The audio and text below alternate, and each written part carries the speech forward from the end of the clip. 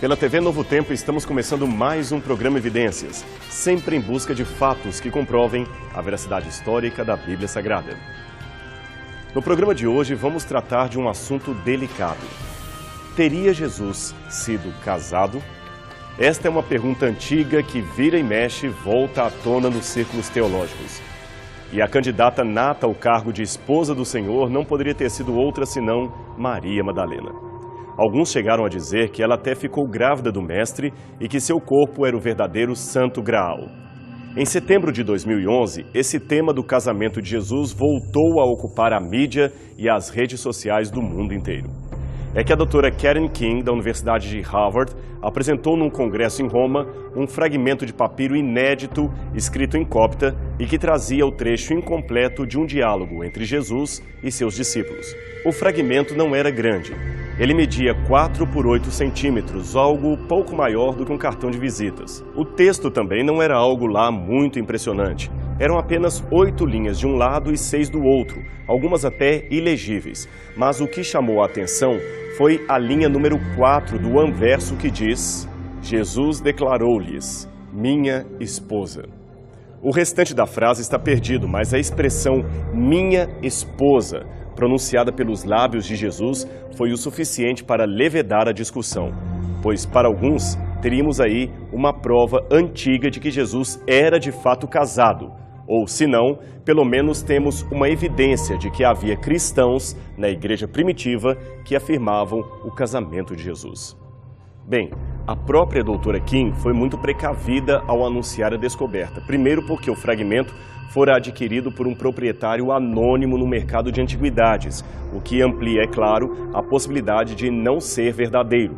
Aliás, poucos dias depois do anúncio, vários especialistas se levantaram, pondo em dúvida a autenticidade do documento, o que levou a Universidade de Harvard a suspender temporariamente a publicação do artigo da doutora King. Em segundo lugar, esse texto não é nem de longe uma prova ou mesmo um indício de que Jesus de Nazaré teria se casado com uma de suas discípulas.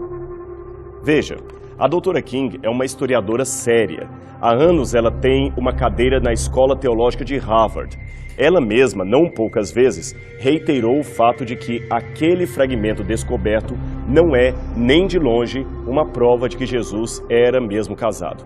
Afinal, ainda que se trate de um documento verdadeiro, ele foi escrito 3 séculos e meio depois da morte de Cristo, o que faz dele uma fonte histórica pouco confiável. Ela destacou que o fragmento é meramente um olhar sobre a discussão que ocorreu entre os primeiros cristãos sobre o fato de ser o seu Salvador ou não casado. Mas, a despeito das precauções acadêmicas da doutora King, a descoberta caiu como uma luva na mídia sensacionalista que não esperou muito para afirmar, sim, Jesus era casado. E não faltaram piadinhas internéticas sobre a exigência doméstica da Senhora Jesus Cristo. Do ponto de vista acadêmico, não há problemas em formular perguntas e buscar respostas honestas. Não podemos também, de modo prioritário, dizer não queremos nem pensar nisto. Este não seria um modo inteligente de lidar com uma problemática acadêmica. Eu digo isto porque, do mesmo modo que questionar se Jesus era um verdadeiro líder ou um farsante, da mesma maneira, o simples ato de mencionar ou questionar se ele era ou não casado pode provocar diferentes reações entre os crentes, especialmente aqueles que são mais conservadores. Uns dirão que a questão é imprudente, outros que é vulgar, e outros ainda afirmarão que não se trata de nada além de uma bela blasfêmia. Ora, devemos tomar cuidado em não fazer afirmações que, ainda que sejam verdadeiras, são apresentadas num tom preconceituoso e chauvinista. Na verdade, não se justifica colocar o estado civil de Jesus no mesmo nível ou na mesma categoria de sua legitimidade messiânica. Em muitas culturas, mesmo nas culturas mais esclarecidas, a ilegitimidade carrega consigo um estigma social, não importando se estamos falando de um doido ou de um simples iludido, ou ainda se o problema envolve um mau caráter. Agora, o estigma se torna ainda mais perturbador quando o líder religioso analisado é reconhecido por muitos como sendo Senhor, Deus e Salvador. Mas, obviamente, o fato de alguém ser casado não sofre tal estigma. Embora muitos teólogos patrísticos e medievais considerassem o celibato um estado civil mais elevado que o casamento, eles não viam o matrimônio como algo indigno de um santo. O que não quer dizer, é claro, que trabalhassem com qualquer hipótese de que Jesus fosse casado. Oficialmente, o cristianismo nunca, jamais aceitou esta hipótese. Contudo, é interessante observar que a mais extensa e antiga afirmação que temos de que Jesus não seria casado vem da pena de Clemente de Alexandria, que viveu no final do segundo século e início do terceiro. Por volta do ano 250 d.C., Clemente negativamente respondeu a um grupo de dissidentes do cristianismo que usavam o celibato de Jesus como argumento para que os cristãos também permanecessem celibatários.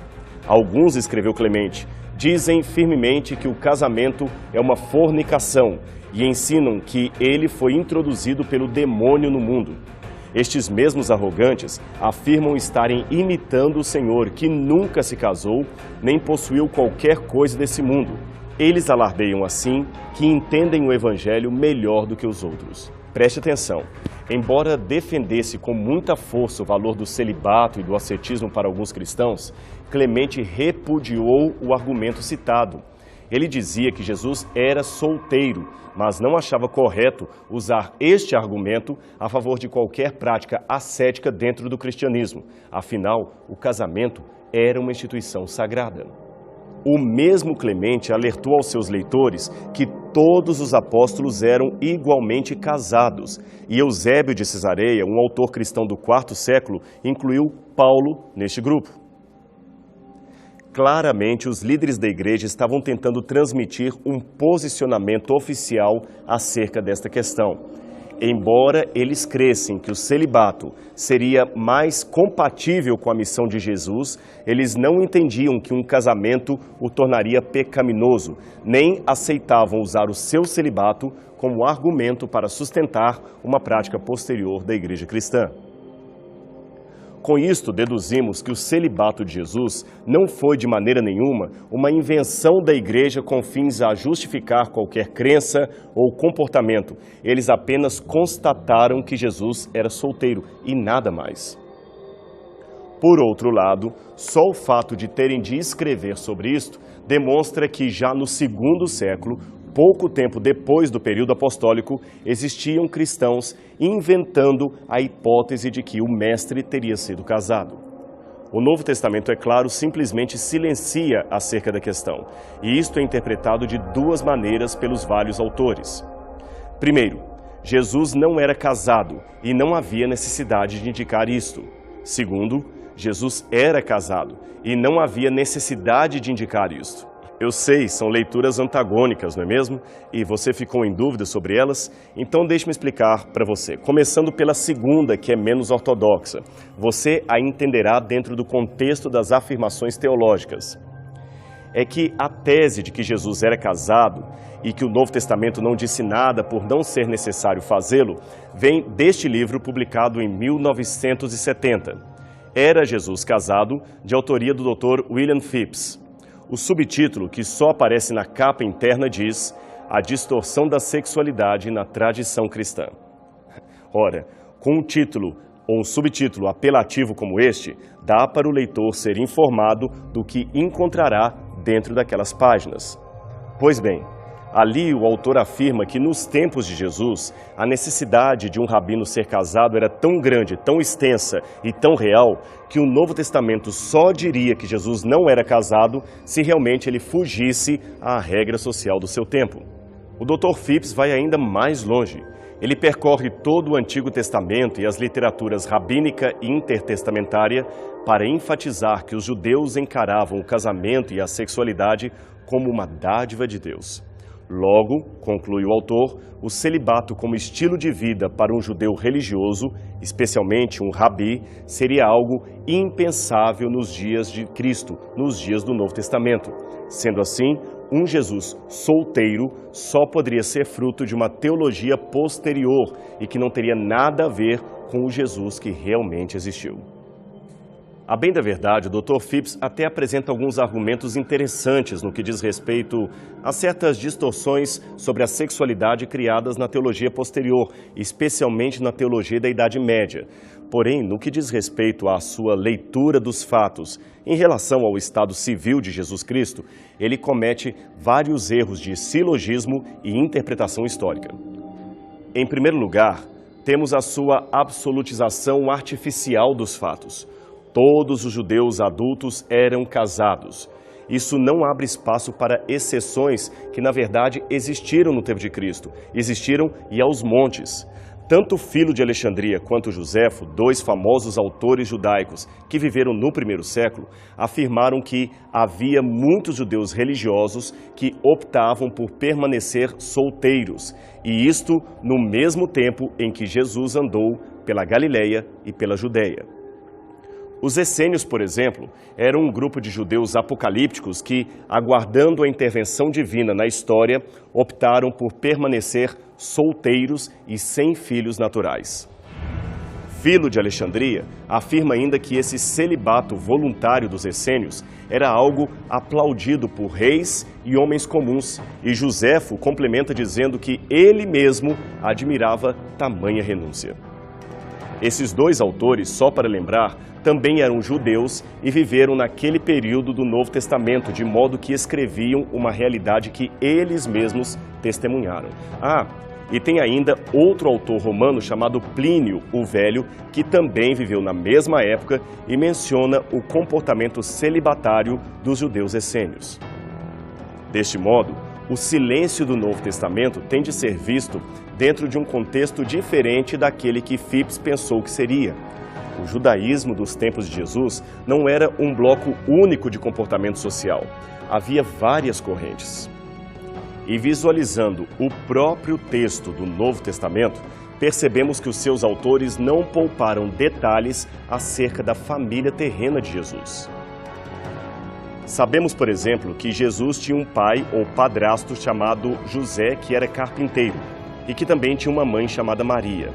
Jesus também tinha 4 irmãos, respectivamente chamados Tiago, Simão, José e Judas, e pelo menos 2 irmãs, cujos nomes não são revelados. Tudo isso está claramente nas páginas do Novo Testamento. Até parentes menos próximos de Jesus são citados como primos, uma tia, uma irmã de sua mãe que chegou a ficar com ele no momento de sua crucifixão. Esse detalhe da irmã da mãe de Jesus, presente no momento da cruz, pode ser encontrado no Evangelho de João, capítulo 19, verso 25. E as referências aos irmãos de Jesus estão em textos como Marcos 6, verso 3, Atos 1, verso 14 e Gálatas 1, 19. Até a relação nem sempre amistosa entre Jesus e seus parentes foi cuidadosamente descrita no Novo Testamento. Detalhe este que, num contexto político, deveria ser retirado. Sabe por quê? Os irmãos de Jesus acabaram mais tarde se ajuntando ao cristianismo e Tiago, um deles, se tornou líder da igreja. Veja que situação. No último dos evangelhos, o Evangelho de João, capítulo 7, verso 3 a 5, temos a informação de que os irmãos de Jesus, isto mesmo, os irmãos de Jesus, sugeriram que ele fosse para Jerusalém e operasse ali um milagre para ser conhecido. Mas o seu intuito, na verdade, era enviá-lo para a morte, pois eles sabiam que a sua vida corria perigo na capital e eles queriam se livrar daquele irmão milagreiro.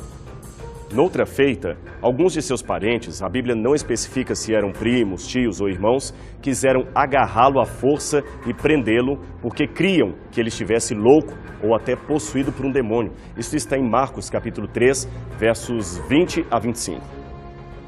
De posse desses elementos, o raciocínio é o seguinte: se não havia motivo para negar o messianismo de Jesus, caso ele fosse casado, e se o Novo Testamento foi cuidadoso em fornecer várias informações sobre os parentes de Jesus, algumas, repetimos, informações constrangedoras, por que então haveria o Novo Testamento de silenciar a respeito de uma esposa do Mestre, caso ele realmente fosse casado? Portanto, Este silêncio do Novo Testamento nos leva a crer que o Senhor era solteiro, e somente a partir do final do segundo século é que iniciou-se uma discussão tardia acerca do seu estado civil e da sua sexualidade. Isto nem sempre fez parte do ciclo temático dos primeiros discípulos. Mas e quanto a Maria Madalena? Aonde ela entra em tudo isso? De onde surgiu essa suposição de que Maria Madalena teria sido a esposa de Jesus? Nos evangelhos existem várias mulheres chamadas Maria, e não devemos confundi-las porque este era o nome comum da época. Até a mãe do Salvador também se chamava Maria de Nazaré. Aliás, esta é a forma mais contrata do nome conforme a pronúncia grega, pois na língua original de Jesus, o nome Maria era pronunciado como Miriam. O significado exato deste nome não sabemos. Alguns linguistas chegaram a sugerir 70 possíveis etimologias, mas a que mais atrai hoje os especialistas é a tese de que Maria não seria um nome de origem judaica e sim egípcia. Era o nome que a irmã de Moisés recebeu quando os hebreus ainda eram escravos no Egito. E se assim for, Maria ou Miriam viria da raiz egípcia Meri ou Merit, que significa aquela que é amada. Outro erro que muitos cometem é conjecturar que Maria Madalena seria a mesma mulher apanhada em adultério conforme o episódio de João capítulo 8. Vários cristãos pensam nela quando relembram a frase de Cristo: quem não tiver pecado, que atire a primeira pedra. Contudo, não temos, nem na tradição cristã dos primeiros séculos, nem na Bíblia ou qualquer outro elemento oficial do cristianismo, qualquer fonte que endosse pelo menos um indício de que esta mulher e a mulher adúltera seriam a mesma pessoa. O que podemos dizer, e isto é concreto, é que possivelmente Maria Madalena seria a mesma Maria de Betânia, irmã de Lázaro e Marta.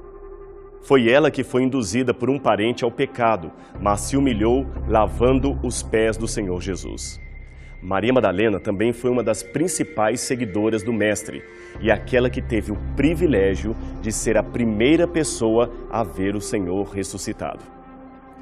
Mas nenhuma dessas passagens que citamos oferece a menor chance dela ter sido algum dia casada com Jesus, muito menos de ter sido amante dele. Isso é informação gratuita, não sustentada pelas fontes históricas mais antigas e confiáveis acerca do cristianismo. Embora Maria fosse uma pecadora arrependida, não há nada indicando qual teria sido o pecado que ela cometeu. Tudo leva a crer que era um pecado de cunho sexual, mas não podemos dizer que era realmente uma prostituta, que ela havia cometido um pecado de prostituição. Mesmo nos chamados evangelhos apócrifos, cuja data de produção é bem posterior aos tempos do Novo Testamento, as indicações de um casamento ou de uma relação afetiva entre Jesus e Maria são dedutíveis, não são declarações diretas. Em outras palavras, estes evangelhos insinuam algo entre os dois, mas não falam abertamente que Jesus era casado. O papiro apresentado pela doutora Karen, se não for mesmo uma falsificação, seria o mais antigo texto a mencionar este fato. Mas deixe-me fazer uma pergunta. Por que os evangelhos apócrifos insinuariam uma tal relação entre Jesus e Maria Madalena? É simples.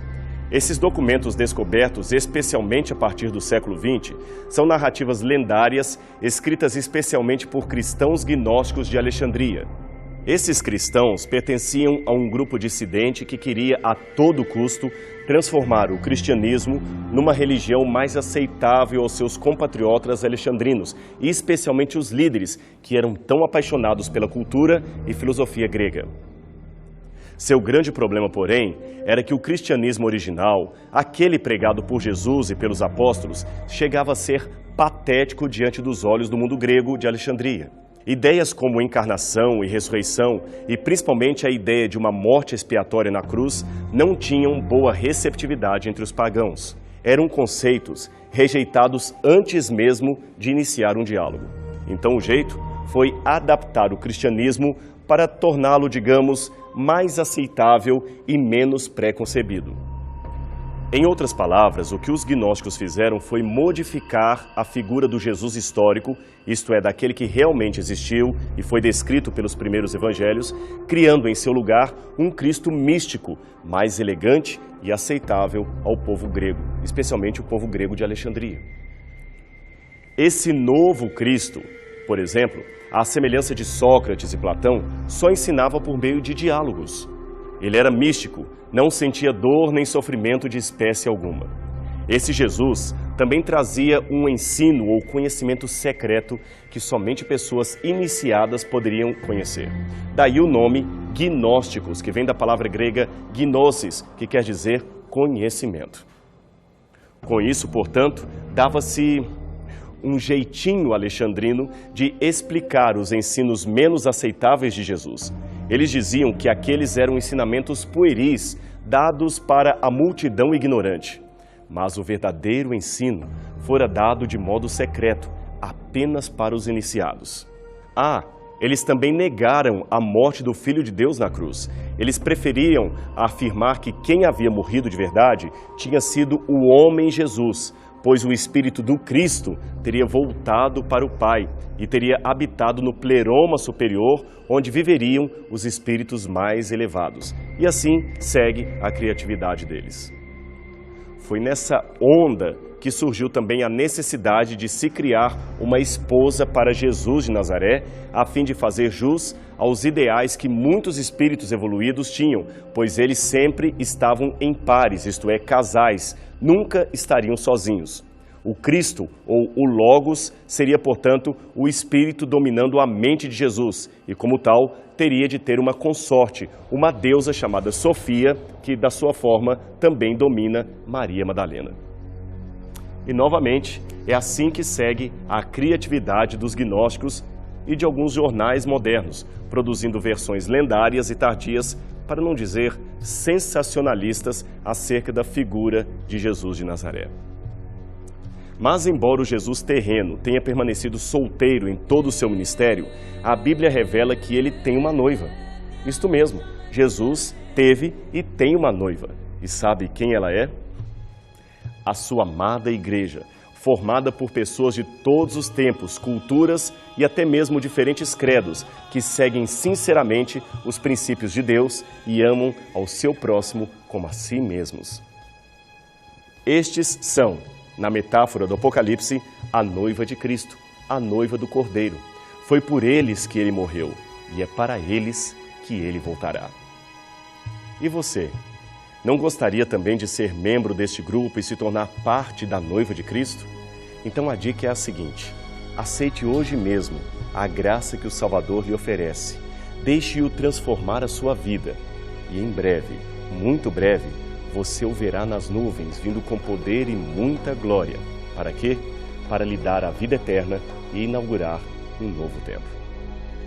E enquanto esse dia não chega, nós ficamos por aqui, pregando a palavra de Deus e ensinando a realidade de um Cristo que realmente salva. Semana que vem encontraremos de novo com você aqui na TV Novo Tempo, em mais um programa Evidências. Até lá!